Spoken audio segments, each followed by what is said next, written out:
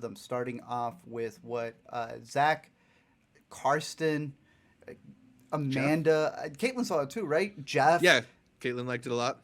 the Holdovers. Everyone was telling me, "Yo, this is the movie you need to catch out of Toronto." I don't know if it played New York, but it might as well have No. kind of with the tangential screenings that they had. Yeah. Dude, break down the Holdovers for me again. I finally had the chance to watch it, and it is a standout.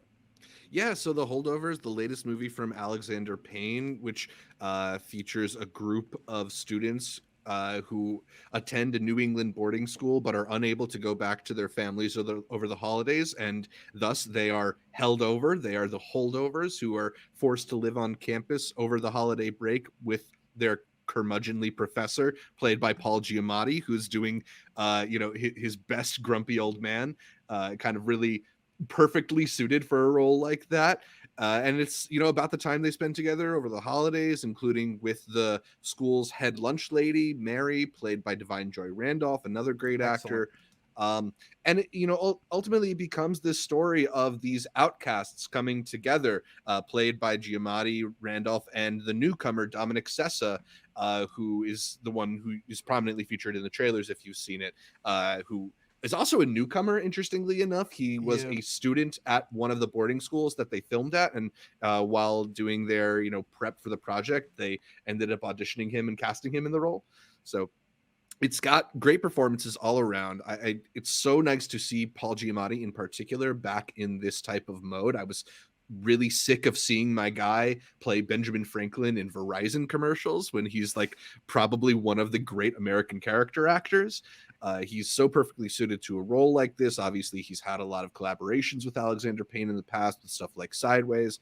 But to me, it was really Divine Joy Randolph who's the beating heart of the film. It's a movie that's very funny, but it's also got this real warmth to it, and a lot of that I Yeah. think is through her performance, her just sort of like uh her passive acceptance of the sort of inanity she has to deal with as people around her sort of act immaturely. She sort of takes everything in stride and remains level-headed, and just able to add some rational words of wisdom.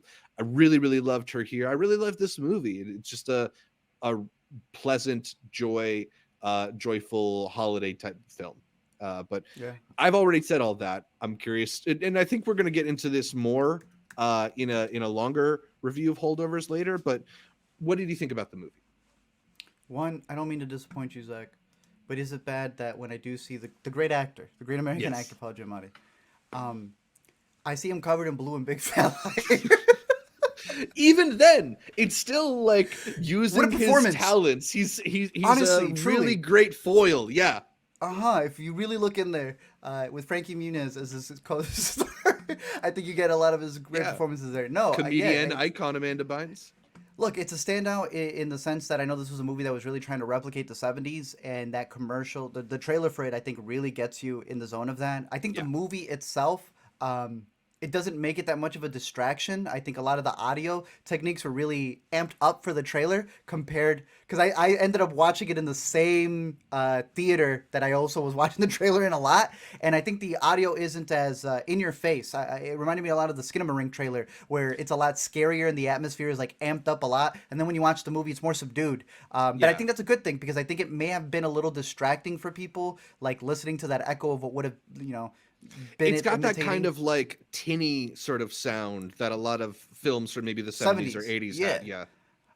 But no, yeah, like you said, the performances all around. I think Paul Giamatti is a standout for this. He had mentioned that he was going to have Paul in it regardless, and that's why the guy's name is Paul in the movie. Divine Joan Randolph, she's the heart of the film. Without her, Mhm. like, dude, the first little bit of the movie, it wasn't bad. I was just like, I don't care for these kids as much. Mhm. They're a little snooty. I was like, is this just going to be them going through the motions of it, and they don't want to be there at school.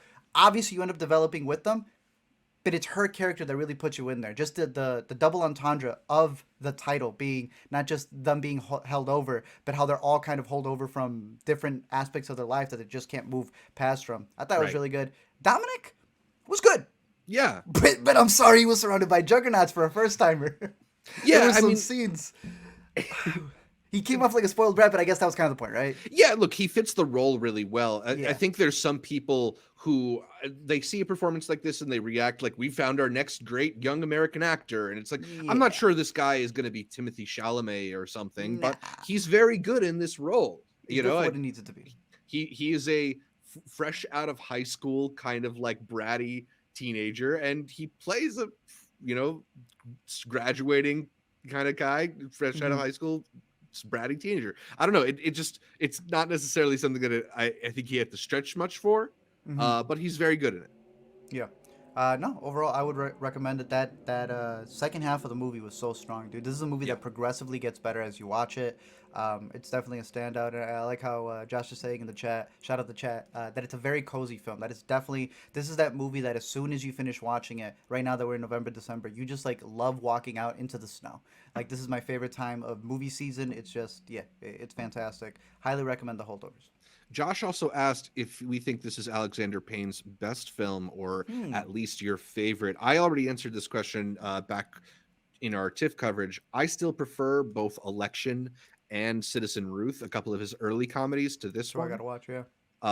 But it's certainly up there. I'd put it on the same level as Sideways. Personally, I like this one a little more than Sideways, just because maybe I connect more with the characters here.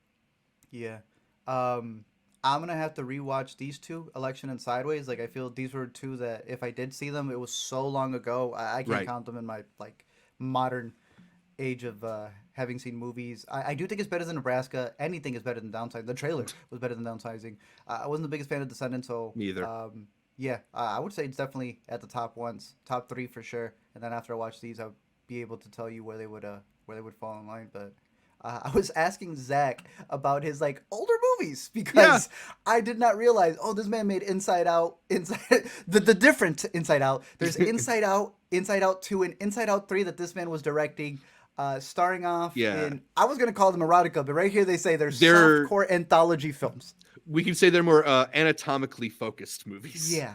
So the next time someone tells you that your little short film, you started off in the rubble, how are you gonna make it up the ranks? I mean, look at Alexander Payne. No one bats an eye when a new movie comes out from him.